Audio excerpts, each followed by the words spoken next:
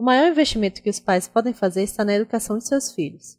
Os pais são os maiores exemplos para os filhos, tanto no sentido positivo como negativo, pois aquilo que aprendemos durante a infância de alguma maneira será impresso em nossos cérebros.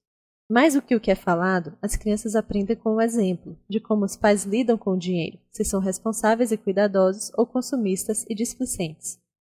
Frankenberg cita alguns pontos que devem ser considerados pelos pais ao longo do processo da educação financeira.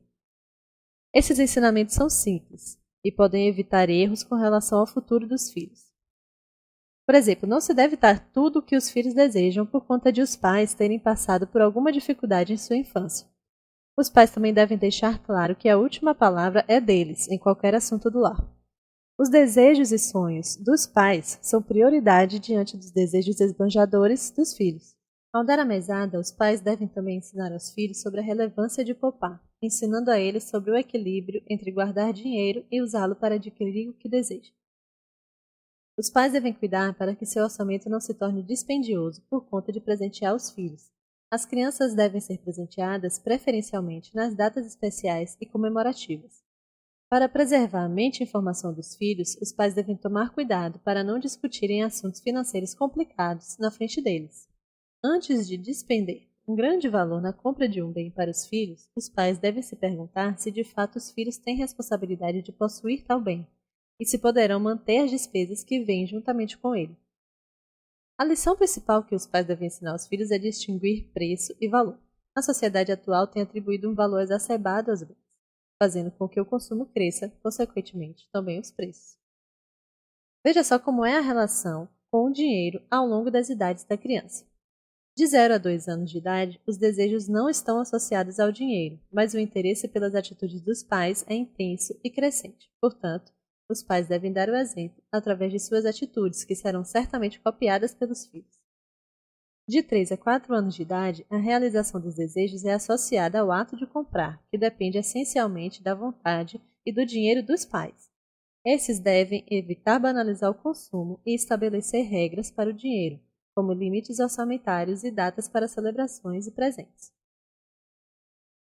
De 5 a 6 anos de idade, as crianças têm a percepção de que é possível interagir com estranhos sem a intervenção de adultos. Então, os pais devem cultivar a independência, permitir aos filhos que interajam com vendedores e manipulem o dinheiro em compras pequenas. De 7 a 10 anos de idade, começa a haver a percepção de papéis sociais e quantificação de valores, com o aprendizado da matemática. Os pais, então, podem conversar sobre dinheiro, trabalho, sustento da família, objetivos dos estudos e escolha da profissão. De 11 a 14 anos de idade, vem a percepção das responsabilidades e primeiros conflitos típicos da adolescência. Os pais devem cultivar a liberdade com a prática da mesada ou da oferta de recursos de uso livre pelos filhos. Devem também incluir os filhos nas tarefas de organização financeira familiar. Acima de 15 anos de idade, finalmente, há a necessidade de assumir papéis típicos de adultos. Então, os pais devem conversar sobre temas relacionados à administração pessoal, uso de bancos, incentivos maiores à formação de poupança e desejos versus investimentos necessários. Não saber lidar com dinheiro pode levar a um descontentamento, problemas de saúde, vida desconfortável e complicada. Mas ninguém aprende a lidar com dinheiro de um dia para o outro. É necessário que haja transferência de conhecimento para que o indivíduo aumente suas capacidades financeiras e possa colocá-las em prática.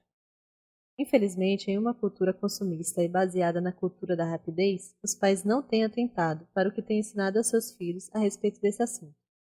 É visível que eles são o principal exemplo para seus filhos, portanto, devem se esforçar em ser um bom modelo para eles. O povo brasileiro tem reclamado da economia do país e do pouco que o governo faz, porém é necessário que a sociedade enxergue sua obrigação e seu papel de agente na mudança do país. Uma mudança com certeza virá a partir do momento em que os mais velhos passem a ensinar os mais novos a como manipularem seus recursos, mudando a cultura brasileira de remediar, passando a prevenir.